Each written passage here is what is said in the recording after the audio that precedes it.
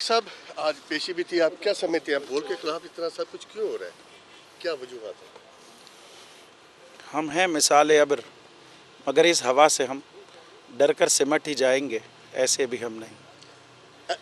ऐसा पहले कभी नहीं हुआ, आप खुद पेश हुए हैं, क्या कहते हैं इसके ऊपर? आप कोर्ट्स की इज्जत है, आपने पेश हुए है उसकी आदत, डरा रहा है, मेरी फितरत, डरा नहीं हूँ मैं। क्या क्या कहेंगे? ये जो डरा नहीं हूँ ना मैं, उसकी वजह ये है कि ताकतें किसी की भी हों, खुदा हमारा है और ये ईमान की ताकत की वजह से, ठीक, तो इंशाल्लाह अल्लाह बेहतर करेगा, हक बातिल पे गालिब आके रहेगा। ये थैंक यू।